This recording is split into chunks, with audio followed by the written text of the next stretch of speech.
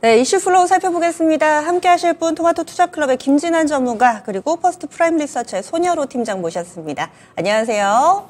안녕하십니까. 예, 두 분과 이야기 나눌 오늘의 첫 번째 주제 보겠습니다. 오늘 살펴볼 내용, 히토류 관련된 종목군들이 다시금 움직임을 나타냅니다. 히토류 그 밖에 희귀금속들까지 오늘 전체적인 강세 흐름으로 출발했는데 지금은 약간 좀 탄력이 둔화되긴 했습니다. 중국 쪽에서 계속해서 히토류를 좀 무기화하는 그런 모습을 보여주고 있고요. 새로운 뉴스가 어제자로 좀 전해졌습니다. 그렇다면은 이 부분을 또 어떻게 활용할지 두 분의 시각 알아보도록 하겠습니다. 먼저 김진환 전문가님 한 줄 평해 주시죠. 네, 올해 미 대선 시즌임을 기억하자 이렇게 적었습니다. 미 대선 시즌임을 기억하자. 그리고 손 팀장님은요? 네, 가까워지는 트럼프 전 대통령이라고 지어봤습니다. 히토류 얘기가 나왔는데 지금 두 분 모두 다 미국에 포커스를 맞춰주셨어요. 미국 대선이 키워드다 이렇게 보시는 것 같은데 먼저 김진환 전문가님부터 11월에 대선 있고 그리고 뉴햄프셔 경선이 우리 시간으로 또 내일 발표가 되기도 하더라고요. 네네. 이 부분하고 또 연결고리 설명을 좀 해주실까요? 네, 그러니까 중국이 또 이제 히토류 연구자서 그 제조기술 수출 금지 관련해서 또 이제 뉴스가 오늘 또 아침에 나왔습니다. 그래서 뭐 아시다시피 저 미 대선도 있기 때문에 뭐 공화당, 민주당 모두 중국 때리기를 지속할 것으로 보이고 있습니다. 누가 되든요. 그래서 경선 얘기도 해주셨는데요. 그래서 뭐 이게 뭐 오늘 내일 일도 아니고 지속적으로 중국하고 이제 미국하고 이제 분쟁은 계속적으로 지속될 걸로 보입니다. 올해 내내. 그렇기 때문에 뭐 근데 관련주들은 뭐 이제 이런 뉴스에 따라 좀 반응을 하는 그런 경향이 없지 않아 있거든요. 그래서 오늘도 뭐 중국에서 관련 뉴스가 나오다 보니까 히토류 쪽이 뭐 강세입니다. 페라이트도 그렇고요. 그래서 뭐 저희는 근데 너무 근데 이쪽 섹터가 히토류 섹터가 뭐 실적이나 어떤 이런 기반에서 움직이는 것이 아니라 이런 이슈에 따라 움직임이 좀 나오고 있거든요. 그래서 저희 뭐 개인 투자자로 분들께서는 뭐 트레이딩 영역으로 접근을 하셔야지 뭐 삼화전자 뭐 이런 것들을 뭐 강하게 움직였을 때 뭐 저희가 뭐 단기적으로 접근을 하겠습니다. 그래서 이런 것들보다는 저는 그래서 만약에 이런 미중 분쟁 쪽을 보신다면 저는 서플러스 글로벌을 얘기를 드리거든요. 그래서 지난번에도 이야기 드리고 좀 급등이 나왔었는데 뭐 계속해서 저희 뭐 서플러스 글로벌 같은 경우에는 중고 반도체 장비 섹터인데 또 이제 파츠라 그래서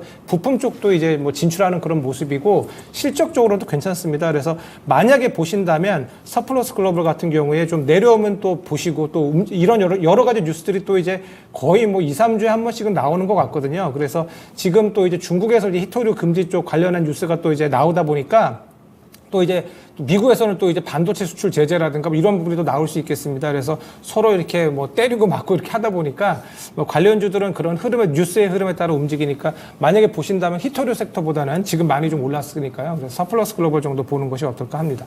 두 가지가 궁금한데 대선을 앞두고 있으면은 이 미중 갈등이 더 고조되는지 이 부분이 좀 궁금하고요. 그렇다면은 대선이 11월이니까 올해 내내 이 부분은 우리가 계속 봐야 되는 건가요?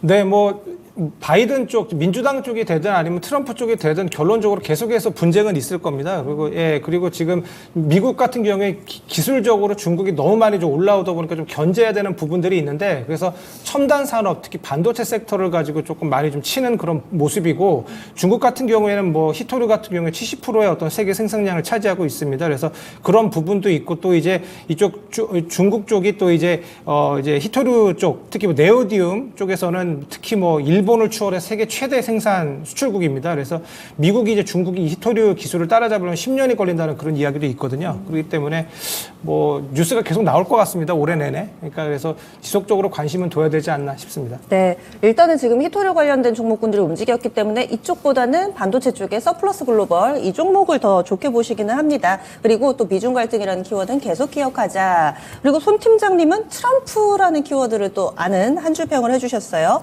설명을 좀 해주세요.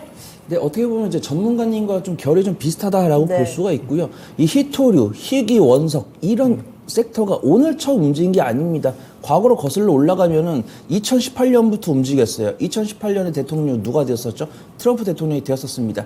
그 다음에 뭐 트럼프 대통령이 어떤 지지율이 올라가면서 발언을 하면서 이제 뭐 바이든 대통령도 중국을 그렇게 막 잘 챙겨주지 않지만 좀 때리는 편입니다. 근데 트럼프 전 대통령 장난 아니죠. 엄청 세게 때리시죠. 근데 이분이 이제 지지율이 올라가고 경선에서 자기가 유리한 위치에 오고 이제 뭐 경선 주자도 막 사퇴하고 이러면서 점점 더 이제 공화당 쪽에서 나왔을 때 이제 이분이 그 뭐 GPU, 엔비디아에서 나온 GPU도 중국에는 하이엔드 GPU는 수출하지 않겠다 이렇게 얘기했을 때 저한테 주식을 알려주신 분이 이렇게 말씀하세요. 정치랑 무역은 이 국력의 크기와 달리 하나를 두들겨 맞으면은 하나를 반드시 반격을 해야 된다 이런 말씀하셨습니다. 성어가 기억이 안 나는데 이제 미국 쪽에서 중국의 반도체를 치면은 이제 12월 중순에 어떤 뉴스가 있었냐면 이제 중국에서 이제 내화물, 2차 전지에 필요한 내화물을 수출하지 않겠다라고 하면서 포스코 퓨처엠이 반사 수익이 났었어요. 근데 이번에 트럼프 대통령이 가까워지니까 이제 중국에서는 이제 히토류 제조 기술을 히토류 수출을 안 하겠다가 아니고 히토류 제조 기술을 안 하겠다가 아직 1단계라고 생각을 해요. 히토류가 가공이 돼가지고 중국에서 수출되는 비중이 90% 정도 되고 있고 뭐 아르헨티나나 호주에서 뭐 몇 프로씩 하고 있는데 일단 정말 중국에서 정말 엄청나게 강하게 한다는 거는 히토류 자체 수출 안 하겠다 이게 가장 큰 거고 아직 안 나왔죠. 아직 안 나왔는데 제가 생각한 거예요. 정말 막 트럼프 대통령이 세게 때리면은 진짜 중국에서 이 정도까지 나올 수 있겠다. 근데 아직은 뭐 대선 향방이 불투명하니까 이제 히토류 제조 기술 수출하지 않겠다 해서 1단계가 발동이 됐다고 판단되고 있고요. 그 다음 저는 이제 히토류 관련 종목들을 봤을 때 이제 전문가님의 생각이 같습니다. 제가 2018년부터 이 히토류 관련 모멘텀을 다양하게 봤었는데 이 히토류 관련 이슈가 나온다고 해서 히토류 관련 종목들의 실적이 개선되는 걸 본 적이 없습니다. 그렇기 때문에 매매 관점 지켜보는 게 좋을 것 같다고 판단되고 있고요. 지금 히토류 관련해서 섹터를 검색을 해보면 종목이 거의 10개, 15개가 분석이 되는데 LS 에코에너지, 포스코 퓨처엠 을 제외하고는 외국인과 기관이 사고 있는 종목이 단 하나도 없습니다. 그래서 제가 이제 좀 관심 조금 해보라고 하신다면 이제 LS 에코에너지 같은 경우는 국내 최초 히토류 산화물 사업을 시작하겠다 하면서 베트남 업체와 계약을 했다는 겁니다. 이건 이제 중국에 대한 의존도를 줄이겠다라는 부분이고 포스코 퓨처엠 검색해 보신 분들 아시겠지만 포스코 퓨처엠도 내화물을 내재화하겠다 이렇게 발표를 했습니다. 그래서 오늘 포스코 퓨처엠이 강세를 보이는 이유는 히토류뿐만 아니라 2차전지 관련에 대한 기술적 반등도 있다고 판단되고 있고 나는 매매를 정말 못해라고 하신 분은 LS 에코에너지, 포스코 퓨처엠 괜찮고 LS 에코에너지가 약간 좀 일봉상 좀 부담된다라고 하면은 LS 이제 LS 마린 솔루션, 이름이 막 헷갈리는데, KT 서브마린이었죠. 네. LS 마린 솔루션 지켜보시면 좋을 것 같고, 매매를 정말 못하는데 나는 히토류 관련 사고 싶다라고 하시면 노바텍이나 대보 마그네틱, 나는 매매를 정말 잘 하시면 뭐, 유니온이나 뭐, 사마전자, 이렇게 좀 이미 변동성 보여준 종목들도 단기 관점 얼마든지 접근할 수 있을 것 같다. 그 좀 말씀 드려보도록 하겠습니다. 네, 다양한 이 후보군을 알려주셨어요. 그래서 조금은 실적이 뒷받침되는 탄탄하게 좀 중형 사이즈의 종목 LS 에코에너지하고 포스코 퓨처엠이 있었고 또 사이즈가 작은 종목군 가운데서는 노바텍하고 대보 마그네틱 아무래도 실질적으로 히토류 관련해서 숫자가 찍히는 종목군들을 찾는 건 쉽지 않기 때문에 매매 관점으로 활용을 해보자 이렇게 해서 의견 나왔습니다. 두 분이 또 미중 갈등, 미국의 대선 포커스 맞춰서 또 설명을 해주셨어요. 다음 이슈 넘어가겠습니다. 샘 알트먼 오픈 AI CEO가 이번 주에 우리나라를 방문하게 됩니다. 기사를 쭉 찾아보니까 이번 주 후반이라고 나오는데 정확하게 날짜를 명확하게 또 게재한 곳은 없더라고요. 이런 상황 속에서 6시간 체류할 거라고 하는데 과연 누구를 만날 건지, 왜 오는 건지 이런 부분들에 포커스가 맞춰지고 있습니다. 그렇다면 두 분의 한 줄 평 보겠습니다. 김진환 전문가님. 네, 자체 AI 반도체 개발 붐 이렇게 적었습니다. 오, 상당히 구체적으로 주셨고요. 네. 손 팀장님. 네, 만나실 때 계약서 챙겨 오셨으면 이라고 좀 적었습니다. 그래요. 저도 이 얘기는 좀 하고 싶습니다. 그렇다면 자체 AI 반도체 개발 붐 이것과 샘 알트먼 CEO 그러면 자체 AI 반도체 개발 때문에 오는 거라고 보시는 거세요? 네, 그러니까 엔비디아가 지금 뭐 AI 반도체 시장을 뭐 장악하고 있습니다. 그래서 너무 엔비디아에 대한 의존도가 상당히 높습니다. 뭐 칩 가격도 상당히 몇 천만 원 하죠. 그래서 뭐 엔비디아가 시장의 90에서 95% 정도 장악을 하고 있고 그 뒤에 이제 AMD가 이제 HBM 이제 시장 AI 칩에 이제 시장에 뛰어들면서 이제 점유율이 좀 높아질 것이라는 그런 기대로 AMD가 요즘에 뭐 최근 강세였습니다. 근데 이런 엔비디아나 AMD가 지금 생산하는 AI 칩 같은 경우에는 범용입니다. 그러니까 다양한 용도에 사용되는 것이기 때문에 좀 다소 좀 쓸모없는 그런 기능 같은 것들을 뭔가 사용하다 보면 그러니까 뭐 전력 소모 같은 것도 되게 크게 들고 운용 비용이 좀 커지게 됩니다. 그렇기 때문에 지금 엔비디아에 관련한 어떤 엔비디아에 대한 의존도가 상당히 높다라는 점 그리고 또 또 지금 너무 수요가 많기 때문에 공급이 달린다는 이야기가 있습니다. 지금 아무리 주문을 해도 이제 확보가 좀 어려운 그런 부분이 있거든요. 그래서 AI 지금 뭐 그런 AI를 개발하기 위해서는 여러 가지 인프라가 지금 필요한데 특히나 거기서 핵심이 지금 AI 칩입니다. 근데 확보 전쟁이다 보니까 이제 이거를 또 AI 그 기업들은 이 AI 칩을 또 이제 확보하는데 좀 어려움을 겪고 있기도 하고요. 그렇기 때문에 지금 자체 AI 칩 개발 어떤 붐이 좀 일고 있습니다. 여러 가지 여러 가지 기업들이요, 뭐 구글도 그렇고 여러 가지 뭐 마이크로소프트도 마찬가지고 여러 가지 등등이요. 그렇기 때문에 이렇게 되면은 AI 칩 관련해서 지금 파운드리 관련주들이 업계가 좀 이득을 보게 됩니다. 왜냐하면 이런 AI 칩 같은 자체 칩을 개발하게 되면요. 그래서 뭐 디자인 하우스 관련주들 같은 경우에도 뭐 상당히 뭐 강세였고요. 그다음에 관련한 뭐 시스템 반도체나 뭐 파운드리 하면은 TSMC 아닙니까? 그래서 TSMC 관련주 뭐 에이즐랜드 뭐 이런 종목들도 상당히 강세였는데요. 그래서 앞으로 이 자체 AI 칩 반도체 개발은 뭐 붐이 일 것으로 보고 있습니다. 그렇게 되면은 결론적으로는 뭐 시스템 반도체나 파운드리 쪽만 이득을 보는 게 아니라 그래도 HBM 섹터가 공통적으로 지금 수혜를 보게 되거든요. 그래서 저는 그래서 HBM 쪽을 봐야 된다라고 생각을 합니다. 중장기적으로는. 그리고 샘 알트먼이 오기 때문에 뭐 AI 관련 소프트웨어 종목들도 많이 좀 오르거든요. 오늘 다시 뭐 플리토 같은 게 다시 오르고 제가 계속 얘기했던 엠노 같은 것도 지금 전고점을 돌파하는 그런 흐름인데 AI 쪽도 뭐 단기적으로 어떤 흐름이 좀 있어 보이고 만약에 보신다면 HBM 쪽도 뭐 여태까지 CXL이나 온디바이스 AI 때문에 조금 밀렸지 않습니까? 근데 어제 이수페타시스 같은 것도 좀 반등이 좀 나오는 그런 모습인데 그래서 HBM 쪽을 조금 이제 앞으로 이제 1분기부터 실적이 좋아지기 때문에 작년에 수주한 것들이 이제 다 이제 이번에 잡히거든요. 그러니까 한미반도체 같은 그런 종목들이 있지 않습니까? 4분기 실적을 이미 발표를 했기 때문에 이런 종목들은 이제 앞으로 뭐 좋아질 일밖에 남지 않았거든요. 그래서 내려오면은 보시는 식으로 항상 제가 얘기 드리는 건 네. 당장보다는요. 그렇게 말씀드립니다. 그래서 HBM 쪽이 공통적인 수혜주다 얘기를 해주셨는데 스케줄 매매 관점으로 보자면은 이번 주 후반에 왔다 가면은 그러면 그 전에 팔아야 되나 이 생각이 또 들기도 하는데. 네. 그래서 뭐 AI 쪽이 이미 샘 얼트먼하고 뭐 GPT 스토어 때문에 좀 많이 좀 급등이 지난주부터 좀 나왔거든요. 그쵸? 그래서 AI 섹터는 조금 그런 부분이 없지 않아 있습니다. 근데 제가 말씀드린 HBM 섹터는 뭐 순환매식으로 CXL 갔다가 이제 온디바이스 오늘 뭐 제주마다 또 다시 올라오는데 또 순환매적으로 또 HBM 또 내려오면 또 보시는 전략 괜찮아 보입니다. 예, 알겠습니다. 한미반도체를 또 얘기를 해주시네요. 그리고 손 팀장님은 만나실 때 계약서 좀 챙겼으면 이렇게 얘기해 주셨는데 MOU가 됐든 계약이 됐든 기사가 됐든 뭐 좀 나왔으면 좋겠어요. 네, 확실하게 MOU에 대해서 바라보는 투자분들 시선 다를 것 같습니다.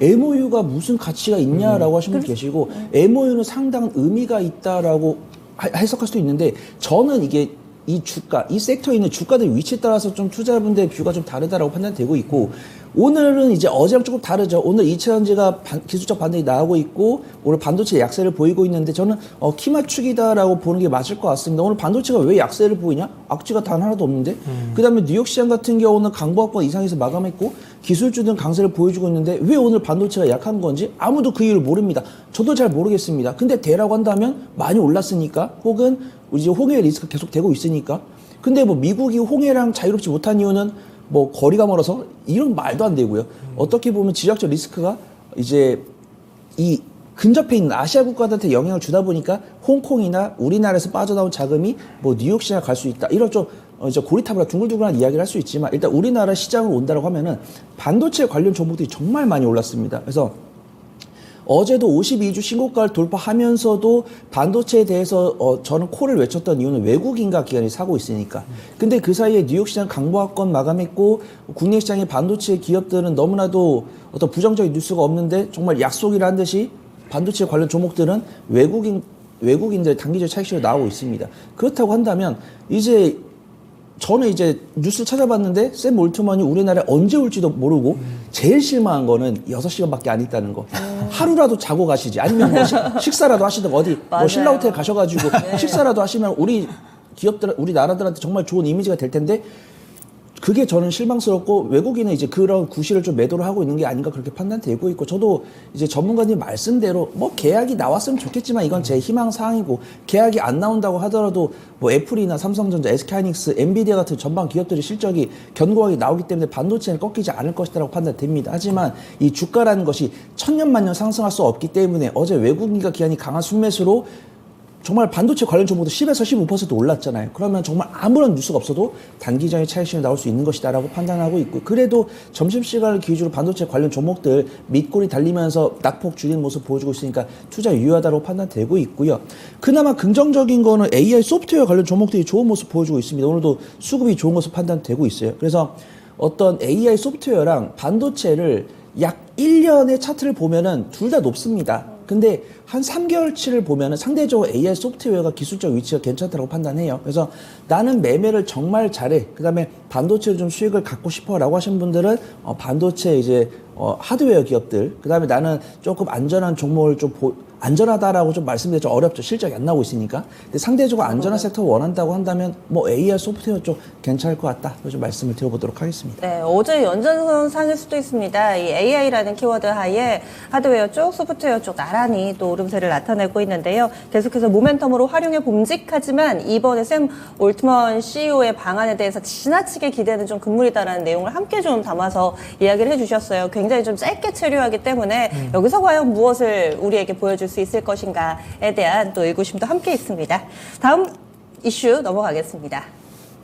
이 부분은 이제 좀 그만 다뤘으면 합니다. 지정학적 리스크 내용인데요. 뉴스가 계속해서 쏟아집니다. 사실 이 뉴스 내용을 읽고만 있더라도 상당히 좀 심리적으로 지치거든요.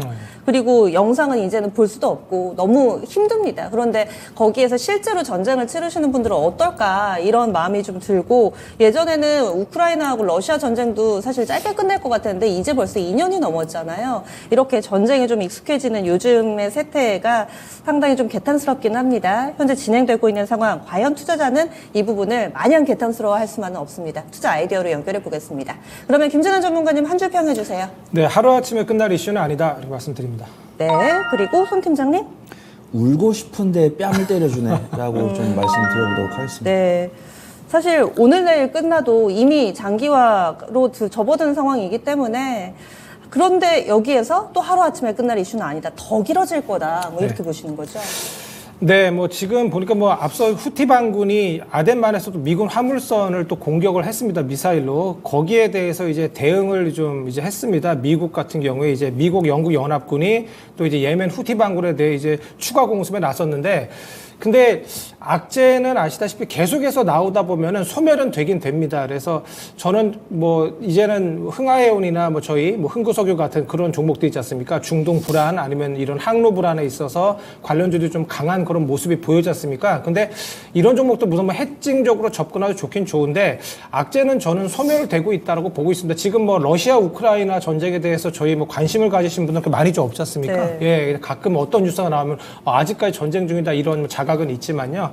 그래서 긍정적으로 보자면 좀 그렇게 볼 수는 있습니다. 그래서 관련주 접근하실 때는 뭐 이런 뉴스에 따라, 그리고 또 지수가 좋지 않으면 또 이제 해칭주적으로 또 이제 올라오는 부분이 없지 않아 있습니다. 그래서 그런 식으로 접근하시면 좋은데, 우려스러운 부분은 뭐냐 하면 지금 이렇게 물류난이 조금 특히 유럽 같은 경우에 가중되는 모습이에요. 보니까 기사가 나왔는데 테슬라는 부품 수급난 때문에 29일부터 다음 달 11일까지 죄송합니다.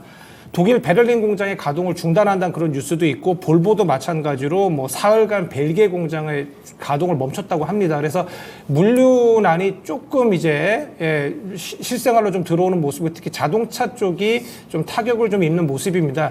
우리나라 같은 경우에 어떤 유럽 노선에 대한 어떤 비중이 그렇게 많이 크지는 않거든요. 그래서 유럽행이 한 9.8% 정도 된다고 합니다. 그래서 물류 대란의 어떤 그런 느낌은 없는데, 또 어떤 이제 뉴스가 또 강한 뉴스가 또 튀어나오면 또 우리나라 또 물류주들이 또 이제 바닥에서 또 튀어나올 수 있습니다. 동방 같은 경우에는 지금 대장주였는데 이런 물류주 같은 경우에 좀 버티고 있거든요. 그래서 해칭적으로 접근하는 그런 방향을 제가 제시해 드리고요.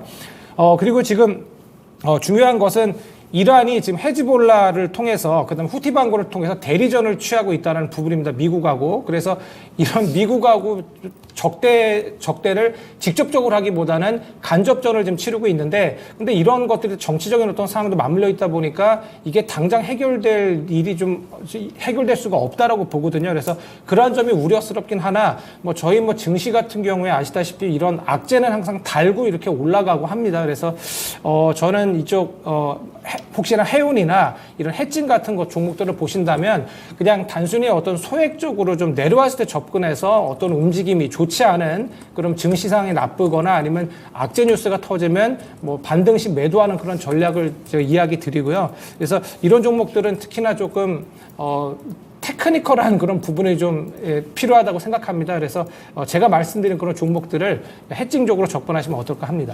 네, 그럼 트레이딩으로만 보시는 거고 해운 포함한 물류하고 그리고 네. 또 석유 관련된 종목 방산까지도 수혜로 보통 분류가 됐잖아요. 아, 네, 맞아요. 그 가운데서 좀 접근 가능한 종목군 어떤 쪽으로 보세요? 뭐 저희 또 김정은 또 이제 오랄 리스크라고 하나요? 또 이제 입으로 또 이제 많이 또 방정을 떠오르지 않습니까? 네. 그래서 뭐 빅텍 같은 종목들 좀 올라온 적이 있었는데 그래서 우선은 저는 뭐 동방 정도 보시면 어떨까 합니다. 제가 방금 말씀드렸다시피 물류 쪽이 조금 물류 대란이 나올 가능성이 좀 있고 동방 같은 경우에 차트적으로 좀 버티고 있거든요. 그래서 뭐 혹시 내려오던가 좀 급락했을 때 다시 또 보는 전략 만약에 보신다면 네 그렇게 접근을 한 가지만 더 여쭤볼게요. 저는 궁금했던 게 네. 사실 이 해운 뭐 물류 대란 얘기를 하면 홍해 맞고 뭐 호르무즈 맞고 하면 정말 해운주들 강해야 되는데 육상 운송하는 쪽이 탄력은 더 강했었잖아요. 네네. 직접적으로 영향이 있나요?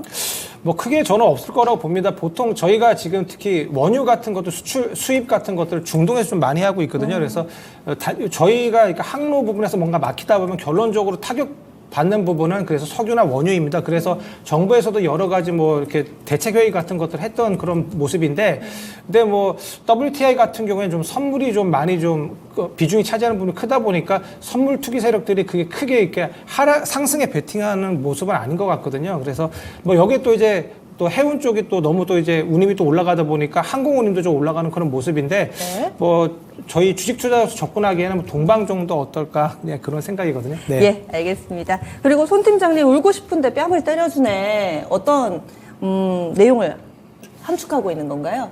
네, 현재 시간 11시 34분 기준으로 조금 눈물이 좀 이렇게 올라가지 않았을까 싶습니다. 왜냐하면 제가 한 줄 평을 9시 20분에 정했기 때문에 그때 시장 보면서 정한 거라 오늘 한 줄 평이 조금 부정스럽습니다. 셋 다. 근데 어떤 시장이 좀 괜찮아지고 있다라고 있고 시장이 괜찮은 거에 일단 중심은 2차 전지가 반등을 하고 있고 반도체들도 이제 낙폭을 많이 줄인 상황. 그래서 너무 나쁘지 않은 상황 같다라고 말씀드리고 싶고요.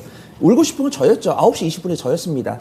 근데 이제 물류나 이런 유가나 가스 관련 종목들도 좀 온전히 좀 이런 표현이 좀 그런데 길을 모으고 있다. 왜냐면은 뉴스가 이제 주말에 나왔고 그다음 유가 1% 올랐다가 제자리로 돌아왔고 증권계 통해서는 이 물류 대란이 조금 장기화될 것이 아닌가 이런 부분이 나오면서 관련 종목들 슈팅은 나온 건 아니에요. 근데 이제 개인 투자분들은 반도체랑 2차전지가 오늘 반격하다 보니까 어제 손절하신 분들이 다시 그쪽으로 들어가신 걸 수도 있고 오늘 이제 뭐 동방이나 뭐 페노션이나 뭐 태운로직스나 뭐 흥구석유나 대성에너지 이런 종목들을 보면은 아직 뭐 변동성이 발생하지는 않았는데 바스권 하단부에 있고 개인 투자분들 매도세가 나왔고 외국인들이 그 물량을 받아주고 있습니다.